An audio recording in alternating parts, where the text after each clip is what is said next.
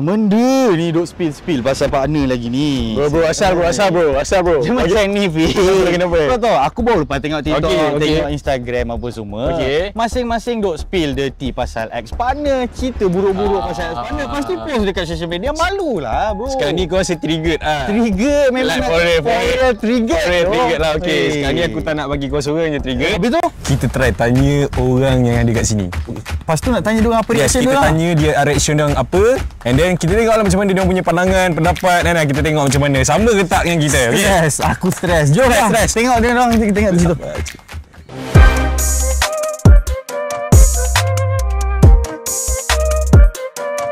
Okay, what's up guys? Sekarang saya bersama dengan nama siapa bang? Nama diberi Naim Syahmi. Farid. Nama saya Damia. Damia. Dan awak? Nama saya Irdina. Hi, I'm Kamarina. Kamarina and? I'm Jyoti. Nama saya Arina. Hana. Hana.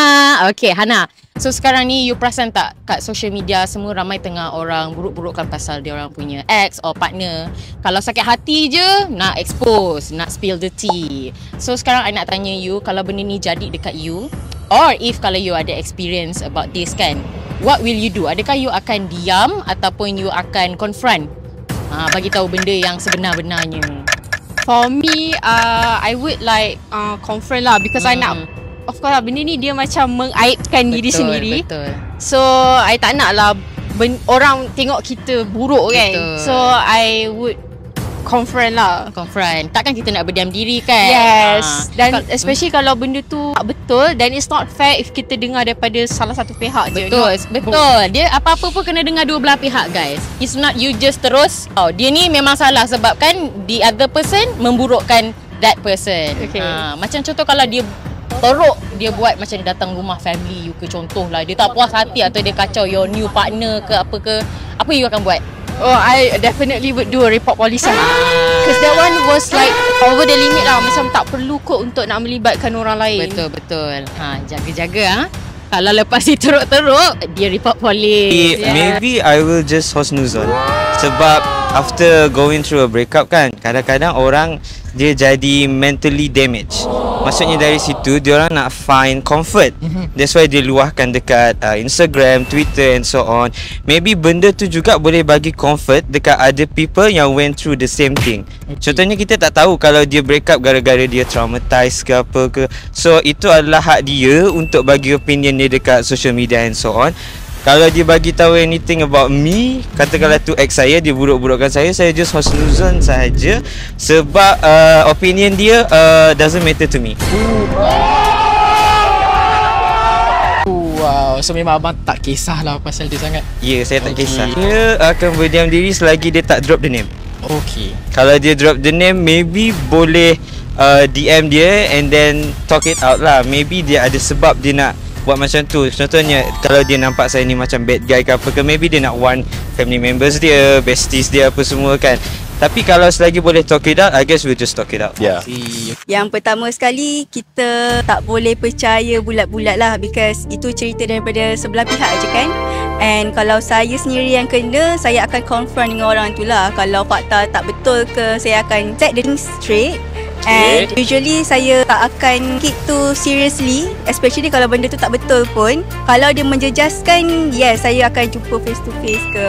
Faham, maksudnya Ajak gaduh. ajak gaduh. Okey, maksudnya Akak Rina ni dia memilih untuk selesaikan dengan cara yang elok lah. Tak suka macam lantak kau lah, malas aku lain macam tu, tak ada lah. Tak ada, saya tak boleh lah macam tu. Tak boleh lah kita takkan duk diam betul. Image kita. Kalau I macam tak kisah sangat kot sebab dah ex kan, macam tak adalah kena-mengena dengan I, so lantak je lah. So maksudnya you akan diam je ke? Even kalau dia mention you punya nama pun? I think it depends on how bad dia burukkan tu. Okay, faham. Let's say kalau yang dia burukkan tu dah over the limit. What is your reaction? Mungkin tanya dia kot, like kenapa You nak akan confront dia lah. Ya, confront lah kot. Usually I'm confrontational, tapi macam kalau macam tu lah kan, like Jyoti said, it's an ex anyway, so I don't really care. And then also maybe I will block them.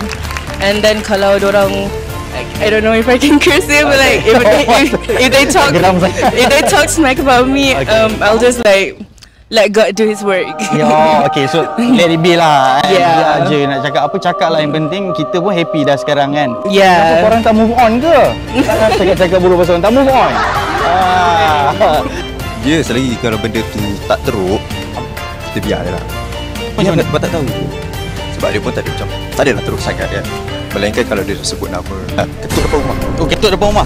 Contohlah kalau macam abang sendiri, contoh kalau orang lain tu tahu dah memang cerita pasal ni sebenarnya dia tak mention nama tapi dah tahu lah siapa lagi kalau bukan contoh kalau siapa lagi kalau bukan kau macam tu.